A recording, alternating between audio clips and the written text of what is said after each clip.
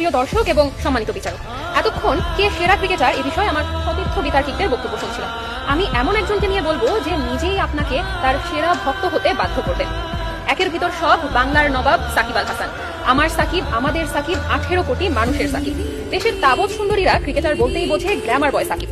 এজন্যই সাকিব মডেলিং জগতে এতটা প্রয়োজনীয়। তাই আমার মতো সুন্দরীও যে সাকিবের ভক্ত হয়েই কথা বলবে তা বলাই বাহুল্য। এক সাকিবে আমি আসক্ত। সাকিব, তুমি করেছো ভুল, আমাকে রেখে শিশিরকে দিয়েছো ফুল। সরি শিশির ভাবি, কিন্তু আমরা সবাই চাই সাকিবের মতোই ভাবি। শুনুন শুনুন ক্রিকেট প্রেমীরা, শুনুন দিয়া মন, এসেছি আজ বলতে আমি সাকিব সেরাজন। সাকিব যে শুধু একজন ব্যাটার অথবা বোলার তা কিন্তু নয়, সাকিব একজন অলরাউন্ডার।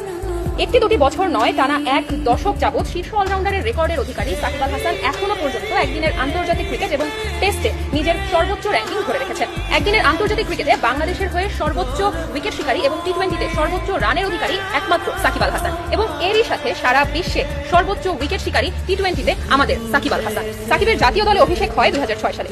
অভিষেক ম্যাচের পরে হাবিবুল বাশার বলেছিলেন, আমার জীবনের সবচেয়ে বড় বিষয় আজ আমি এই ছেলেটির কাছ থেকে উপহার পেলাম। অনুশীলন ম্যাচে কাকে দেখেছিলাম আর আজ আমি কাকে দেখছি। মুগ্ধ হলাম ওর বোলিং দেখে, অবিশ্বাস্য। সেদিন যা যা ভুল করেছিল সাকিব, আজ তার কিছুই করেনি। নতুন করে নিজেকে চেনালো সে। এই ছেলে এক ভুল দ্বিতীয়বার করে না। সাকিবকে ব্যাখ্যা করতে গিয়ে তার সতীর্থরা একটা শব্দ খুব ব্যবহার করেন, আর সেটি হলো ডিফারেন্ট। সাকিব তার ডিফারেন্ট আচরণ সবার সামনে প্রথম প্রকাশ করেছিলেন 2007 সালের বিশ্বকাপে। ওয়েস্ট ইন্ডিজে বসবাসরত বাংলাদেশি প্রবাসীরা এক রাতে তাদেরকে ডিনারের জন্য আমন্ত্রণ জানায়, এবং সেই দিন প্রবাসীরা বাংলাদেশ দলের খেলোয়াড়দের নানা দোষ ত্রুটি তুলে ধরছিলেন এবং বিভিন্নভাবে তাদের সমালোচনা করছিলেন। হাবিবুল বাশার চুপ করে বসেছিলেন, কিন্তু আমাদের সাকিব যে 2006 সালে অভিষেক পায়, 2007 সালেই সে কিন্তু তার প্রথম নীরব প্রতিবাদটি করেছিল। সে না খেয়ে ভরা প্লেট রেখে হাত ধুতে উঠে যায়। শৃঙ্খলা ভঙ্গের অভিযোগে 6 মাসের নিষেধাজ্ঞা মাথা পেতে নিয়েছিলেন সাকিব আল হাসান 2014 সালে। সিপিএল খেলতে তিনি নাকি গিয়েছিলেন অনুমতিপত্র না নিয়ে। নিষেধাজ্ঞা কাটিয়ে ফেরার পরের ম্যাচে এক টেস্টে সেঞ্চুরি ও 10 উইকেট নিয়ে সাকিব আল হাসান নাম লেখান ইয়াং বোথামের পাশে, এবং এর পরের প্রথম ওয়ানডেতে আবার সেঞ্চুরি এবং 4 উইকেটের একমাত্র অধিকারী সাকিব আল হাসান। সাল 2015, আমাদের মুস্তাফিজ ভাইয়ের অভিষেক সিরিজের কথা বলছি। অভিষেক সিরিজের একটি ম্যাচে মুস্তাফিজকে ধোনি এমন ধাক্কা মারলেন যে তার কাঁধ ছুটে যাওয়ার জোগাড়।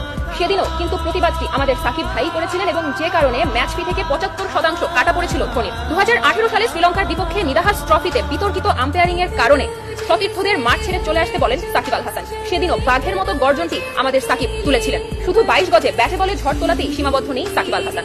তিনি প্রতিকূল পরিস্থিতিতে কিভাবে দলের পাশে দাঁড়াতে হয় সেটি খুব ভালোভাবেই জানেন। সাকিব একটি মহাকাব্য, যার শেষ অধ্যায় কোথায় সেটা আমরা কেউ জানি না। সেটি জানা আছে শুধুমাত্র সাকিব আল হাসানের। বাংলাদেশের সবচেয়ে বড় ব্র্যান্ড সাকিব আল হাসান। সাকিব আল হাসানের ধারে কাছেও আজ পর্যন্ত কেউ যেতে পারেনি। তিনি একজন অসাধারণ ট্যালেন্ট, তিনি একজন বিতর্কিত ট্যালেন্ট। বিতর্কিত এবং প্রতিবাদী খেলোয়াড়রা বারবার প্রশ্নবিদ্ধ হন এবং ভুলভাবে উপস্থাপিত হন। বাংলার দামাল ছেলেরা সবাই খুবই ভালো খেলেন এবং দর্শকের ভালোবাসা মাখা করতালি উপহার পান। কিন্তু কিছু কিছু সময়ে দর্শকদের বিমোহিত করতে রোমাঞ্চকর খেলা দেখানোর প্রয়োজন হয়, যেটা একমাত্র আমাদের অলরাউন্ডার সাকিব আল হাসানই দেখাতে পারেন। সাকিব মানেই রেকর্ড, রেকর্ড মানেই সাকিব। সাকিব মাঠে নামেন রেকর্ড করতে, সাকিব মাঠে নামেন রেকর্ড ভাঙতে। এমন কখনো হয়নি যে সাকিব আল হাসান ম্যাচ হারের কারণ হয়েছেন, কিন্তু 2021 সালে সেই সমালোচনার তকমাটিও যেন তার গায়ে লেগে গেল। বাংলাদেশ অস্ট্রেলিয়ার টি-20 ম্যাচে 1 ওভারে 30 রান দিয়ে তিনি ফের বিতর্কে জড়ালেন। এই ঘটনা ভোলার নয়। এই ঘটনা সাকিবের মতো দুর্দান্ত অঘটন ঘটানো খেলোয়াড়ের জন্য তো আরো ভোলার নয়।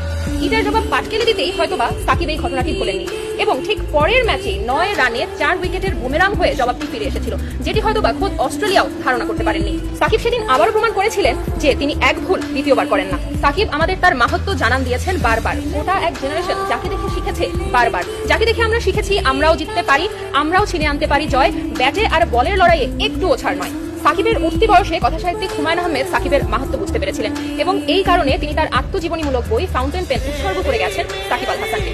যখন তাকে জিজ্ঞেস করা হয়েছিল এর কারণ, তখন তিনি বলেছেন, ক্রিকেটে একটি ওভারে 6টি বল করা হয়। 6টি বলের প্রতিটিতে থাকে একটি করে সম্ভাবনার গল্প, উইকেট পড়ার সম্ভাবনা, রান হওয়ার সম্ভাবনা। আমার কাছে সাকিব আল হাসানকে মনে হয় সেই গল্পের সংকলন। তিনি আরো বলেন, বল পেনের কালি শেষ হয়ে গেলে সেটি দিয়ে আমরা লিখতে পারি না, কিন্তু ফাউন্টেন পেনের কালি শেষ হয়ে গেলে সেটিতে আমরা আবার কালি ভরে ব্যবহার করতে পারি, আবার লিখতে পারি। সাকিব আমাদের ফাউন্টেন পেন। সবাই থেমে গেলেও সাকিব থেমে যান না। ছেলেটা অদম্য, ছেলেটা অফুরন্ত। 2014 সালে টি-20 বিশ্বকাপে বিদেশি খেলোয়াড়দের শক্তির উৎস বোঝাতে সাকিব বলেছিলেন, ইংল্যান্ড অস্ট্রেলিয়ার প্লেয়াররা বেড়ে ওঠার সময় পুষ্টিকর খাবার পায়, ডিম, দুধ, অরেঞ্জ জুস বাধ্যতামূলক। সেই সাক্ষাৎকারের মূল কথা না বুঝে আমাদের দর্শকরা শুরু করলো অরেঞ্জ জুস নিয়ে ট্রল করা। তখনই সাকিব আক্ষেপ করে বলেছিলেন, এই দেশের মানুষ আমাকে কখনো বুঝবে না। সত্যিই তো, আপনারা সাকিবকে বুঝলেন কোথায় বলুন? যদি বুঝতেন তাহলে তো আজকে সেরা তকমাটা অন্য কারো পাশে লাগাতে পারতেন না। মাননীয় বিচারক, সবশেষে আমি এটাই বলতে চাই, সাকিব আল হাসান যে সেরাদের সেরা এ বিষয়ে কোনো সন্দেহের অবকাশ নেই। আমরা গর্বিত, কারণ সাকিব আল হাসান আমাদের দেশের সন্তান। ধন্যবাদ মাননীয় বিচারক, ধন্যবাদ সবাই। প্রিয় সাকিব আল হাসানের ভক্ত, যখনই আসে নতুন কোনো শক্ত প্রতিপক্ষ, আপনি চলে যান আমেরিকাতে কিংবা দুবাইতে নতুন কোনো বিজ্ঞাপনে, নতুন কোনো শুটিংয়ে। বিজ্ঞাপন বেশি জরুরি নাকি ব্যবসা বেশি জরুরি নাকি বাংলাদেশের হয়ে খেলাটা অত্যাধিক জরুরি? আশা করি উত্তর দিয়ে যাবেন। সাকিব আল হাসানের নামের পাশে অলরাউন্ডার তকমাটি কিন্তু এমনি এমনি লাগেনি। তিনি যে শুধু 22 গজের নায়ক তা কিন্তু নয়। তিনি বিজ্ঞাপন বলুন, মাঠ বলুন, সব ক্ষেত্রে তিনি সমানভাবে পারদর্শী বলেই তার নামের পাশে অলরাউন্ডার তকমাটি জুড়ে দেওয়া হয়েছে। বাংলাদেশের মানুষ চাকরি নির্ভর হয়ে নতুন কর্মসংস্থানের সুযোগ হারাচ্ছে। সাকিব আল হাসান নতুন নতুন কর্মসংস্থানের যোগান দিচ্ছে। এই যে আর 2 বছর পরে স্নাতক শেষ করে বের হবেন, তখনই বুঝতে পারবেন চাকরির বাজারে নতুন কর্মসংস্থানের কতটা গুরুত্ব। সাকিব আল হাসান নতুন প্রজন্মকে ব্যবসা করে স্বনির্ভর হওয়ার জন্য অনুপ্রাণিত করে যাচ্ছেন।